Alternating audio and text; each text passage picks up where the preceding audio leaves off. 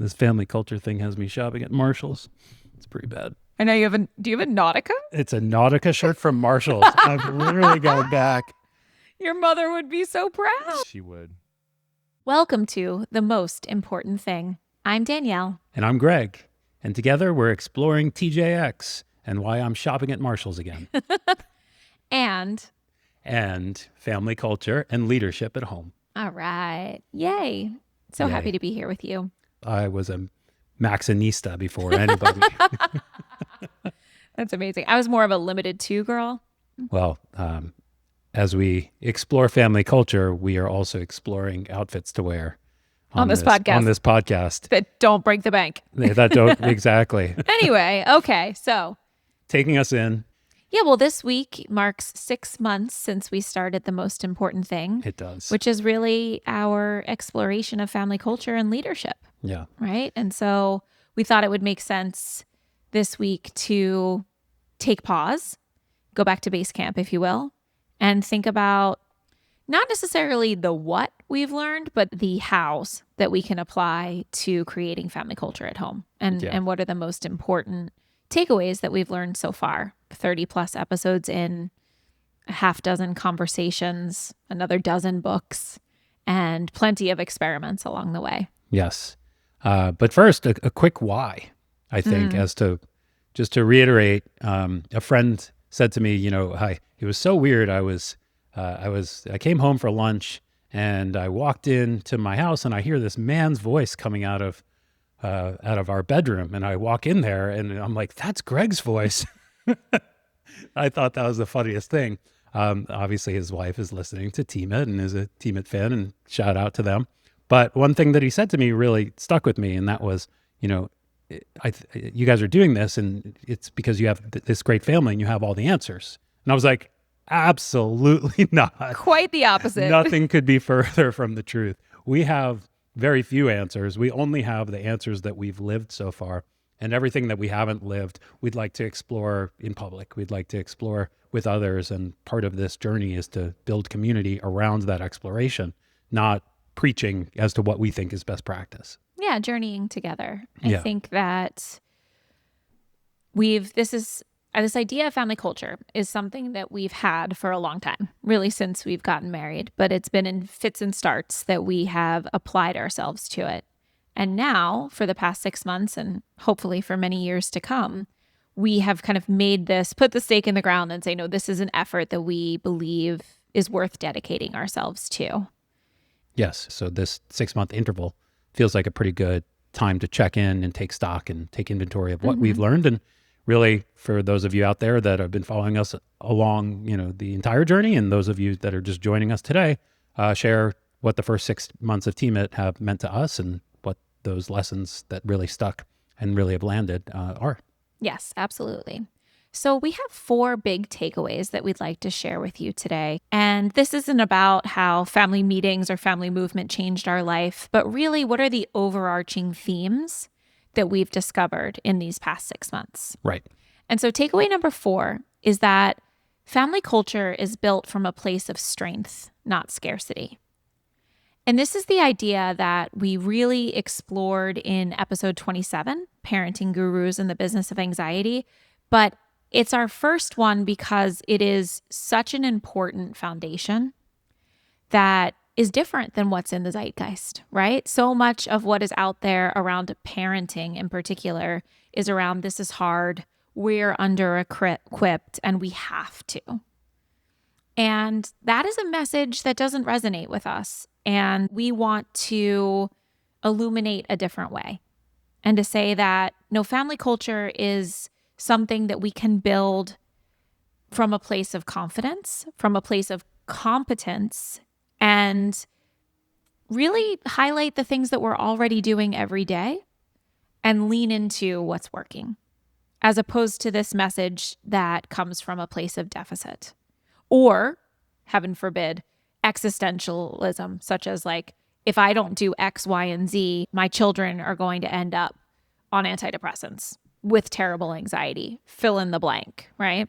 So really, this is kind of our movement, if you will, to bring back parenting and family culture because we get to. Yeah. I'd say that's the foundation of it all.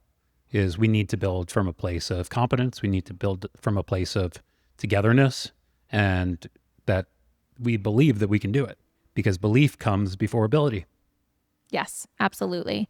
And I would also say this is a commitment that Greg and I have made to all of you, is to not rely on quick fixes or hooks and cheap tactics to hook you in and make you want to listen. Like I want to make sure that we are doing our part to have this through line that nothing has to be wrong in order for you to lean in. Yep. This isn't another landmine that you need to figure out how to uncouple, right?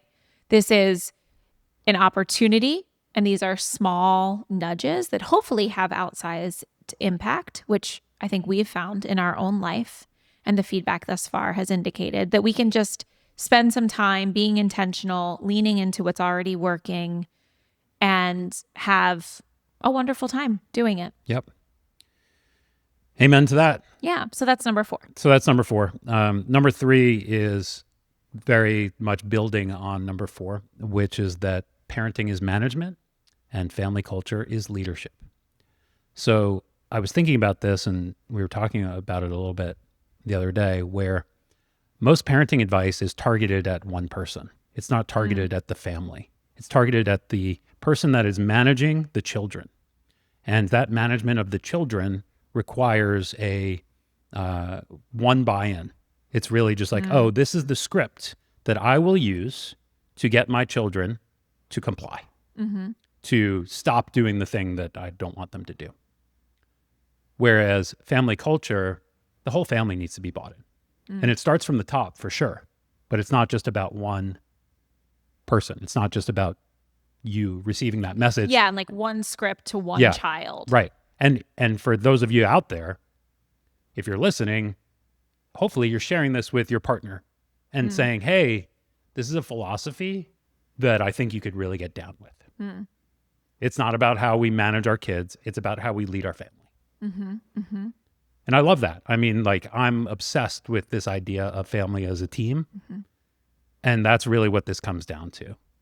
We need leaders on the team, and it's not always going to be the parents. Oftentimes our kids are setting more examples for one another than we are. So what are we going to do? Have a script for every time that a kid goes off the tracks, and every time a kid copies another kid going off the tracks? And it's why building from a place of competence is so important in family leadership.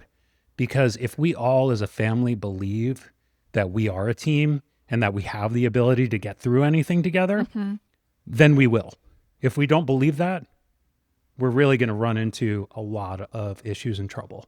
So I think that coming from this foundation of we can and we get to really rubs off on the kids. It becomes like the energy is pervasive through the entire family, where if one of our kids is having a problem, the other two are very quick to come to their rescue, as opposed to drumming up their own reasons why they need attention. Sure. Yeah. And I love this idea that we've really touched upon in some of our more recent episodes around the cultures of growth. Yeah. In episodes 29 and 30, because it's not just a one-to-one relationship. It is, as a leader of my family, I really have an opportunity to set the mindset culture, right? Completely. And so for me, having grown up career-wise in a very strong culture, that is truly what I want to set for our family. I don't want to just be 5 beings who cohabitate.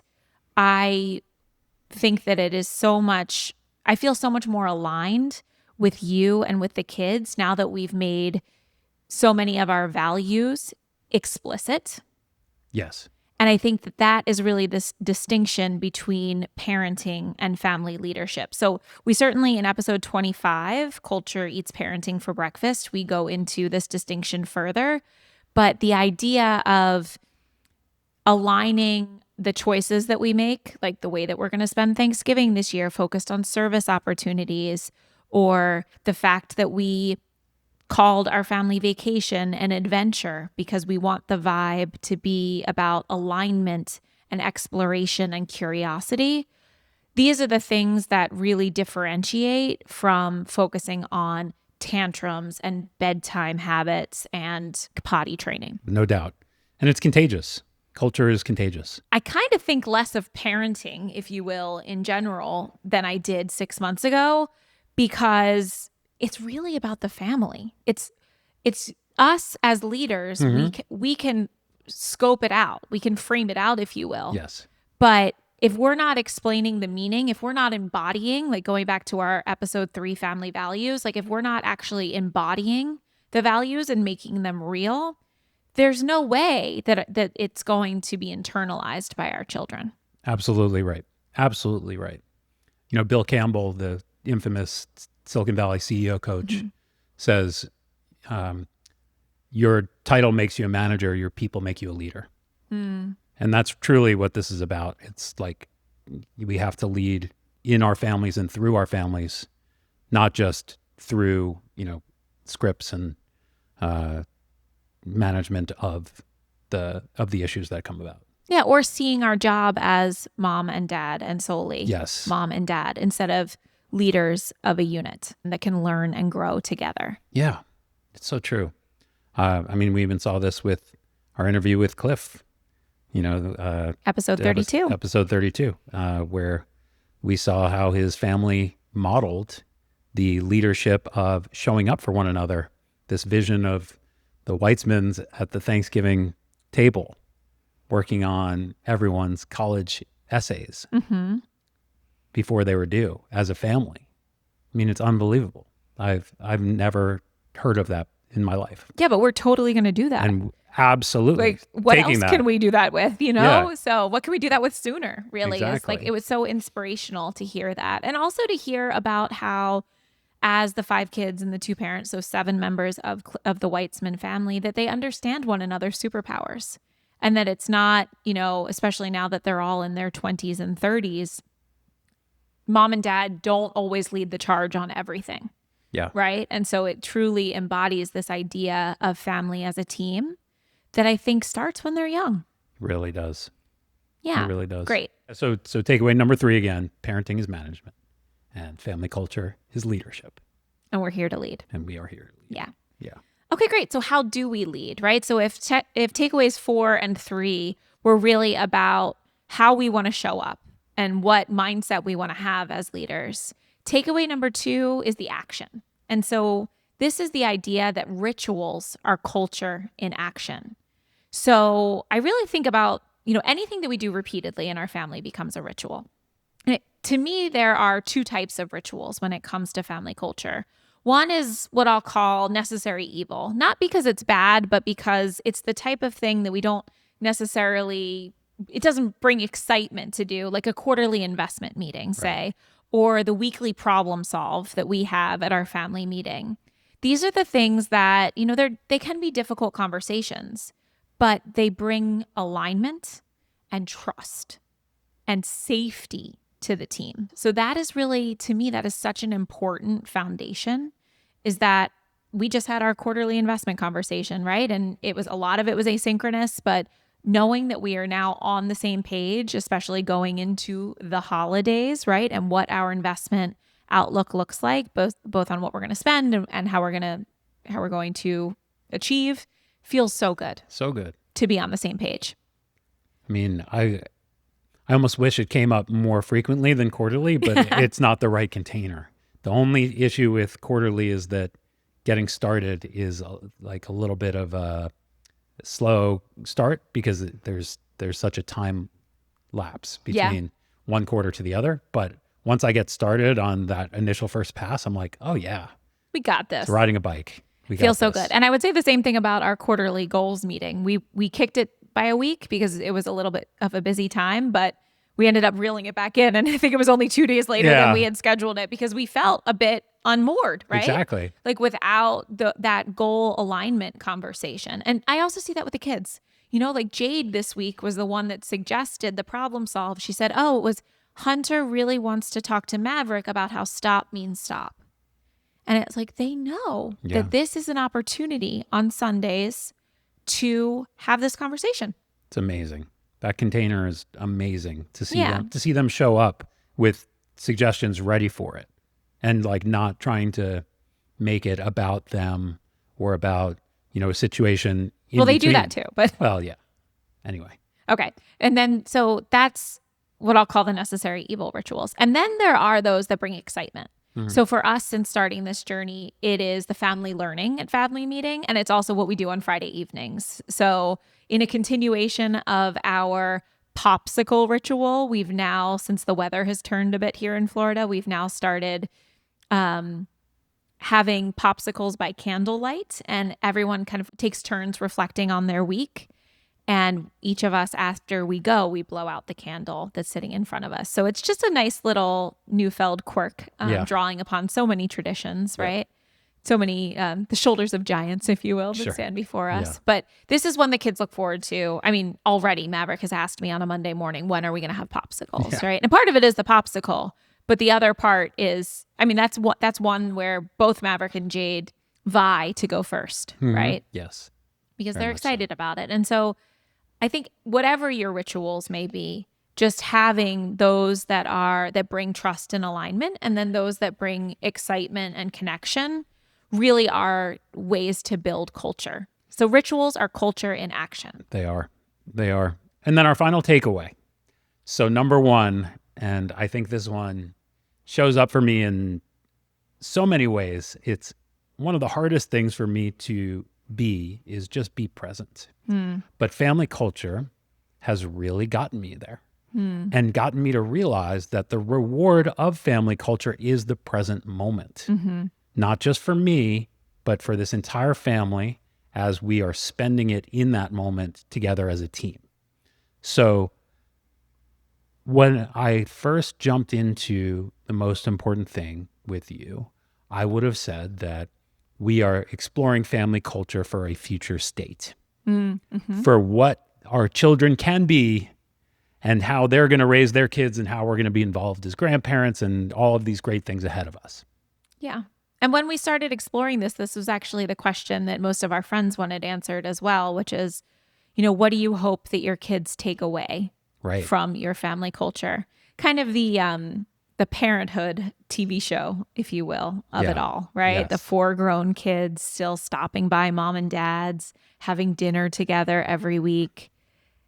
That was definitely what I was after as well. And so I think that this takeaway is actually the most surprising of them all for us. It is, but the reward is not a future state. The reward is the present moment. It is the little things day in, day out that work so much better and more smoothly, not to take burden off of us, but to give us joy and all of the connection that we otherwise might miss. So this morning I was listening to David Senra on Tim Ferriss, and he had this great quote. I don't know who it's from, but he said that a happy life is essentially a series of happy days strung together. And I was like, yes, David, like this is exactly what we're finding too, which is that like, this is the time. These are the moments. It's not some future state because who knows what tomorrow will bring. Yeah, that's exactly right. And, I had reflected on my parents not being around for this time of my life, of our lives, of meeting the children and spending time with them. And I wrote a post on LinkedIn and Facebook talking about this idea that, they had missed the best parts. And I got a note from a family friend who I hadn't seen in a very long time, but who knew me very well when we were growing up. And he said, I watched your parents during those years when they were raising you and your brother. And I have to say, they did not miss the best parts. The best parts is when they were raising you, when you were little. They loved every moment of it. They lived for it. And that was what they were there for. And that was a great reframe. I mean, I still selfishly would love for them to be around and do feel like seeing my adult self and what I've achieved and all of these things, but part of that's the ego talking. Whereas for me, like, I just want for my kids, for our kids, to be happy and to, strive to achieve their potential. Mm-hmm. I don't really care what that means in the future. And so the present moment and the present state being the reward, not any future state, really does resonate. I get it now. Yeah. Yeah. Absolutely. I agree. I mean, on the one hand, I think there are no guarantees in this life, right? Your parents are not here with us. We're trying to stay healthy, but who knows if we'll get to that Yeah. future parenthood state, if you will. But I also know, and I really truly feel in my heart that life is about climbing your own Yeah. mountains and that this will always be the base camp for our family. But as our children grow, I really do want them to individuate. Yes. And that probably doesn't mean coming home for dinner every Sunday afternoon, right? Like, I want to make sure that we give them a solid foundation, but this is the time. I don't think we're going to be building family culture with Hunter, Jade, and Maverick in 20 years. This present moment is when we build the joy, the connection, the belonging that sticks with them for years to come. So even Absolutely. if Hunter is in Uganda on a Sunday afternoon, she can think about, she has the values. She's already embodying the newfound spirit without necessarily, and she's bringing it to others and she's contributing and creating meaning and purpose in her life that we've set her on that trajectory. We've set each of our children on that trajectory, but that we have less and less involvement as they grow. Yeah. As they grow and as we have less involvement, a lot of the family culture building, it's not just for them to carry on. I think it's for us to have our own identity away from them Yes. as they start to individuate, Yes. right? If you and I are leaders of a team, we can reflect on the team that we built. We can build other teams, right? We Yes. can do other things in the world and bring that same enthusiasm of culture building to whatever we do. Yes. Absolutely. But if we are stuck in this idea that our children are what we're living for Mm-hmm. and that we're climbing one mountain together and that mountain is for us to all be holding hands till the very last Yeah. day, it's a fairy tale. It's a dangerous place. It's a absolutely dangerous a place. dangerous And place. so, Hunter, we were talking about this yesterday, and Hunter was sitting with us. She was sitting on my lap, right? And she's like, but not right now, right? And I'm like, no, Hunter, not at 8 years old. Absolutely, we are spending plenty of more time together. But I'll just be honest and say that I don't necessarily have a mental model or map of healthy individuation. But it's a huge goal of mine with our family, is to ensure that our children climb their own mountains, have their own lives, and know that we are always here to support them, but know that this family isn't what's going to bring purpose and meaning to their life. It's building upon what we've created here and them contributing to the world, each of us contributing to the world, that is really going to create feelings of success for them personally. Yeah. It also helps for me, especially, to take action now, to when we come up with ideas like this podcast or like, a lemonade stand on the corner, Mm-hmm. whatever it is, to actually do it. Yeah. Instead fun. of thinking about, oh, we'll do it someday. Why not today? Yeah. And that's probably the call to action, right? Is if we Yeah. have one takeaway for you, it's that in these past 6 months, just doing it has really made a huge difference for us. Yeah. Is that because we have the most important thing, we started family meetings. Because we have the most important thing, we got firmer on boundaries. Because we have the most important thing, we went on a family adventure, not just vacation this year. And so this this exploration has been incredibly beneficial to us individually, to us as partners, and to our whole family. Absolutely. And I don't think that you need to start your own podcast in order to do these things. I just think that I've seen the inspiration that I get from others putting out things like the Founders Podcast, as you mentioned, David Senra, and how I bring ideas from others into my world and get inspired by that. You know, I hope that we can deliver 10% of that inspiration to other people. And as we're building this podcast and doing these things, if you can take 10% of the experiments and just try them, you're going to find that the present moment is the reward. Absolutely. So thank you so much for journeying with us. 6 months down, 60 years to go. That's right. Right? That's exactly right. I wanted to mention one more thing, because perhaps some of you listening were hoping to get the nitty-gritty ideas of what has been the most meaningful. And I think Greg and I can agree that the book, The Secrets of Happy Families by Bruce Feiler, said it best when he said, really, it boils down to three things. So if you're looking for a what, these are the three whats. Yeah. Adapt, talk a lot, have fun together. I think that says it all. There are plenty of different experiments we can run, but they all fit into that core model. Yeah. So thanks, Bruce Feiler, and we're going to continue on this exploration with these takeaways as our North Star. We sure are. As you say that, I'm realizing that we have a lot more group conversations now than we used to. And that might be something about talk a lot.